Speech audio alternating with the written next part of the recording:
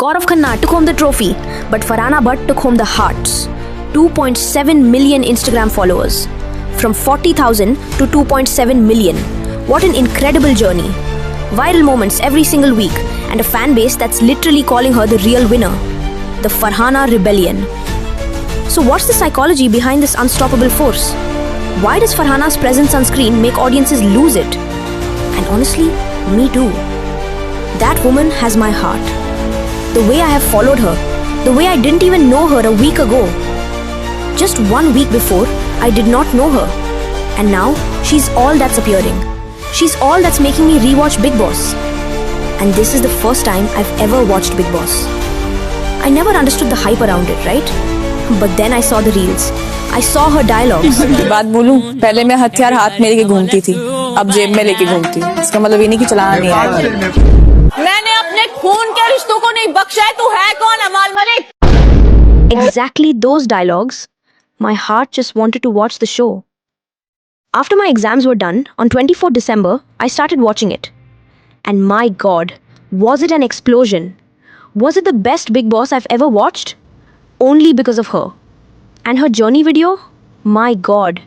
Even if they had made it 40 minutes long, I'm sure my brain would have been glued to the screen without moving an inch. Smiling like an idiot to the screen. I wanted to watch her live videos. I couldn't watch them. I would have been stuck to my laptop for 40 minutes. Or honestly, the entire episode, if it had only shown Farhana. Because my God, she looked gorgeous on that day. But okay, let's come back to the real video. Because now we're going into a full Farhana rant. Stick around today, because now we're breaking down 5 mind-blowing neurological reasons why my brain connected so much to her. Why my heart connected so much to her. And I'm out here wishing for her. Wishing this new year that she gets everything she wants. Why? A woman I didn't even know 1 week ago, I'm suddenly saying her win will feel like a personal win. Her loss feels like a personal loss. The way she cries makes me cry. The way she laughs makes me happy. Why? What is this connection that formed in just 1 week? Even habit formation, if you follow the myth, takes about 21 days. So what happened in my brain? As I've already said in a past video, I'm a psychology nerd. And I wanted to find out why my brain and my heart have connected so deeply to this woman. Why is that happening? So, let's break down 5 mind-blowing neurological reasons why Farhana Bhatt has become the most talked about contestant of Bigg Boss 19. Reason number 1. She literally hijacks your brain's neuron. Here's the thing. When most Bigg Boss contestants enter the house, they are performing. They are thinking about the cameras, the votes, the narrative, but not our Farhana. From day 1, she was unapologetically herself. No filter, no calculation, just raw, unfiltered Farhana. On day 1st or 2nd, when she was nominated and she was thrown out of the house and she entered the Bigg Boss secret room, you could see on her face the anger that was there, the tears that she was trying to hold. Right? That was unfiltered Farhana. And here's where the neuroscience gets interesting. Your brain has this thing called mirror neurons. So when you watch someone, those neurons fire in your brain just like they're firing in theirs. So it's literally like you're experiencing what they are experiencing. But here's the catch. Mirror neuron only fully activate when the person is authentic. They can sense fakeness like a biological lie detector. And Farhana, she was so authentic that your brain literally synchronized with hers. You weren't just watching her. You were literally becoming her for those moments. That's why people felt connected to her immediately. That's not a parasocial relationship, that's a neurological bonding. Her mirror neurons created a real friendship simulation in your brain. Reason number 2. She triggered your dopamine with the greatest underdog story ever.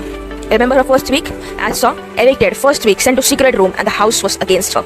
And then she came roaring back like a lioness and made it all the way to the finale's top 2. So why does this hit your brain so hard? Dopamine, but not dopamine you get from regular success. This is a reward prediction error dopamine, and that's the good stuff. Your brain releases dopamine when outcome exceed your expectations. That everyone who said in that house that she will not get projects outside, that she will be unhappy, that no one will talk about her, I want her to prove every one of these people wrong. Right? And that is why, boom, boom, boom, dopamine spike every time she defied expectations. She was the hero nobody expected. And when an underdog rises, your brain rewards you for witnessing it. This is the same dopamine system that makes people addicted to comeback stories, to hero narratives, to transformation. And she lived it on national television. Reason number 3. Her vulnerability creates intermittent reinforcement, and that's addictive. Here's what's wild about Farhana, right? She's strong, like scary, scary strong. But then you see this. When she talked about her past, about losing a grandfather, suddenly she's not an invincible boss lady who is not affected. She's not heartless. She's not black heart. She's human, vulnerable, and real. And your brain craves that contrast. And God, she's so strong. She's so strong. But facing bashing from Salman again and again and again and again, and still standing, still sitting there, and still performing day in and day out, again and again, each week, despite all the bashing that she gets. Hats off. Now remember, the contrast, now that is called as intermittent reinforcement. It's the same mechanism that makes a slot machine addictive. Unpredictable rewards actually trigger stronger dopamine than predictable ones.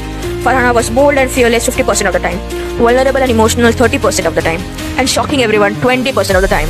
Your brain never knew what was Farhana was coming next. And that unpredictability, that's neurologically compelling. And here's the secret sauce. Her strength combined with vulnerability released both dopamine and oxytocin simultaneously. Dopamine, come on psychologist student, you can tell me what it is. Excitement, motivation, wanting more. And oxytocin, bonding, connection, trust. She literally triggered your brain's entire reward and bonding system at the same time. That's not just entertainment, that's neurochemistry. Reason number 4. Zero cognitive dissonance equals maximum identification. Watch what happens when a celebrity acts one way on camera and completely different off camera. Your brain detects that disconnect. A part of your brain is called as anterior cingulate cortex activates. It's like a mismatch detector. Farhana, however, there was no mismatch. Inside the house, loud, unapologetic fears. On weekend cover, same. On interviews, same. On social media now, same.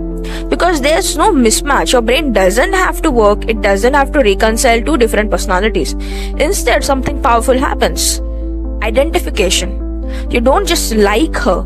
You become her mentally. You adopt her values, her boldness, her refusal to shrink herself. That consistency, that's neurologically powerful for identification and parasocial bonding.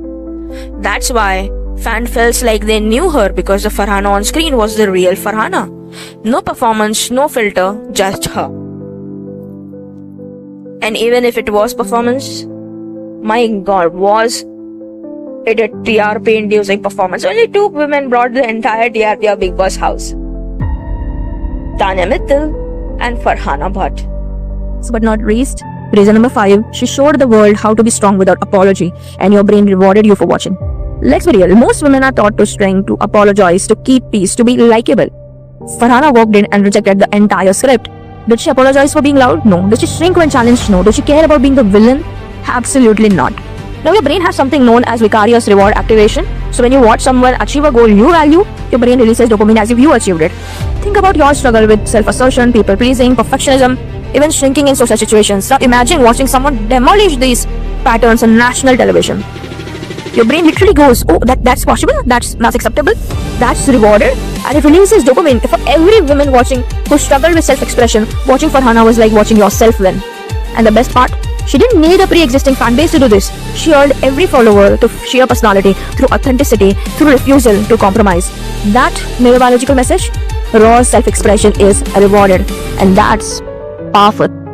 What we are looking here is a neurobiological perfection. 1. Authentic mirror neuron activation that created real brain friendships. Underdog dopamine that exceeded expectations week after week. Intermittent reinforcement that made her unpredictable and addictive. Zero cognitive dissonance that enabled identification instead of just liking. And vicarious reward dopamine from watching strength without apology. Gaurav Khanna won the trophy, but Farhana won something more powerful. She became the symbol, a dopamine dispenser, a mirror for authenticity. She literally rewired how her audience thought about strength, boldness, and self-expression. So by watching this right now, chances are that you felt what we just explained. You experienced those neural pathways firing. And that's not just coincidence, that's neuroscience. Now drop a comment, what was your favorite Farhana dialogue and which one of these 5 reasons hit you the hardest? And if you love this neuropsychology deep dive, hit the subscribe button for more content that breaks down why we are obsessed with what we are obsessed with. This is Neuro Explorers. Stay curious, stay authentic. Peace out.